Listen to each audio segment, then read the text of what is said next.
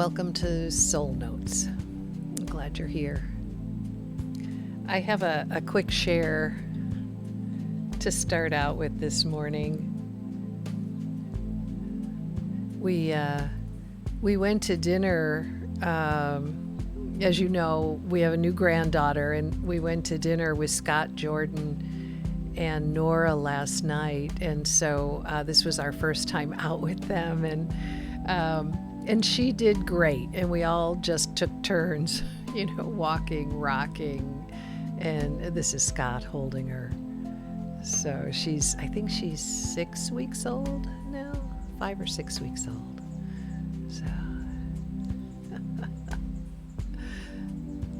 So, and eating outside was definitely a good idea. And just a quick, I haven't shown the girls in a while. Here they are just saying good morning. Look how, this is the baby right here. This is Athena. She has gotten really big. And I think she's 11 months old now. Someone sent me a link to a book yesterday, and I thought I loved, this is just the advertisement for the book, and I think it's by Tricia Huffman. It's called F the Shoulds and Do the Wants. And I thought, this is what life is all about. We want to follow whenever possible, we want to do whatever it is we have a yearning or a desire to do. Whatever sounds like fun or easy, or like, this just sounds good to me today. Let's do that. Instead of any of that pull with, I should do it because I'm going to feel guilty if I don't, or if I don't do it, this is what's going to happen, and then I've got to suffer the results of that. If we can leave behind all of that, we will be moved towards our dream exponentially faster. So here's some of the questions that she included, like to ask yourself, like, do I want to? Do I enjoy that? How do I feel when I'm with them? Sometimes we go along with a group even though it's not really what we want to do. And when we do that, we don't leave room to develop a new group or the kind of people that we would like to be around, that are more of a match for us. How do I feel when I do that? Why do I do that? Is it a want or a habit? Or what I think other people want or expect from me? That's a big one for me. I feel like I live up to other people's expectations a lot. And I have a thing where I don't want to disappoint anybody. And that's something for me to look at. Now, that might not be your thing, but I think we all have some of these in us. Is that true for me? Why am I saying yes? Why do I feel like I should? So I think these are great. And if you'd like a copy of these, I'll put this this image in the email when I send out the replay information. All right, let's see what's next. Desire, I think you've seen this one before. Desire illuminates what your soul came here to experience in this lifetime. I'm going to move this a little bit. So when you have a desire, the reason you have the desire is because you are meant to have this as an option in your life. You get to choose the avenue you take, but your desires illuminate that pathway to what you're here to be, do, or have. I mean, this is all good news because we're here to have what we want. We're here to create what we want. We're not here to suffer with what we have. What we have is a result of not using our free will of choice and following our desires. And then you just end up with the default. And the default is usually culmination, just a mixture of other people's desires, other people's expectations, what your parents think you should be doing. Even, it doesn't matter how old you are, we still have that in us until we choose something else, until we become aware and choose something else.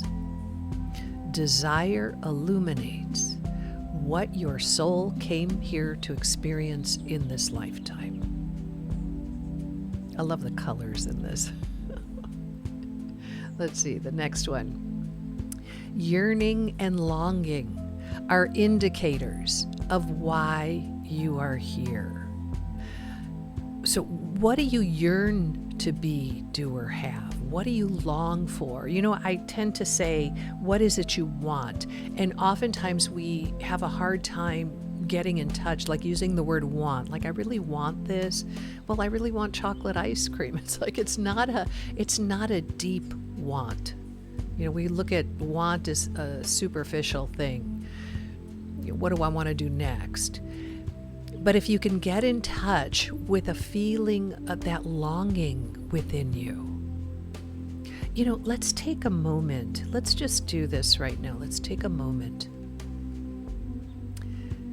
You know, perhaps you'll close your eyes, and whether or not you may know what your dream is, you may not. It doesn't matter for this exercise, but if you could simply find that little, what is it your heart longs for? Like, what is deep inside you that just longs to have this certain feeling in life, this result?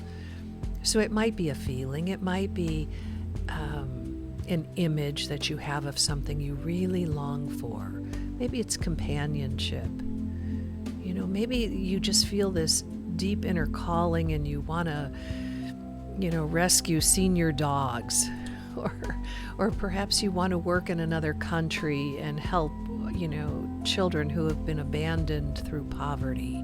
You know, there's something within each of us that we just have this deep longing to either help or discover or uncover or to experience.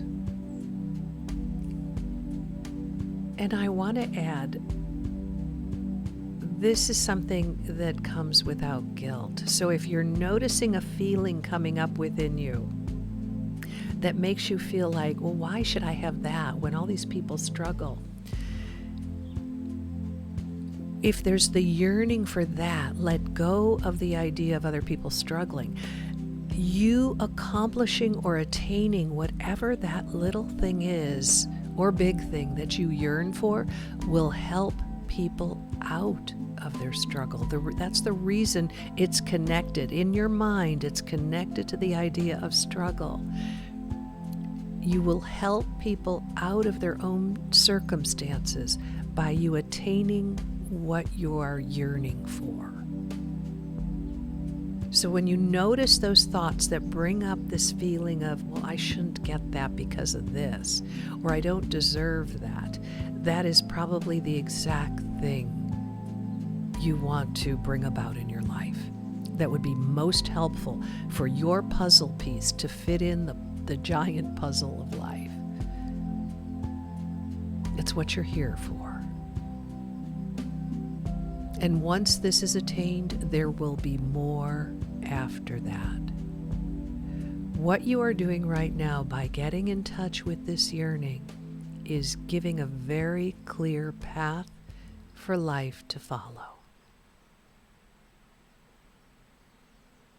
This is why you're here.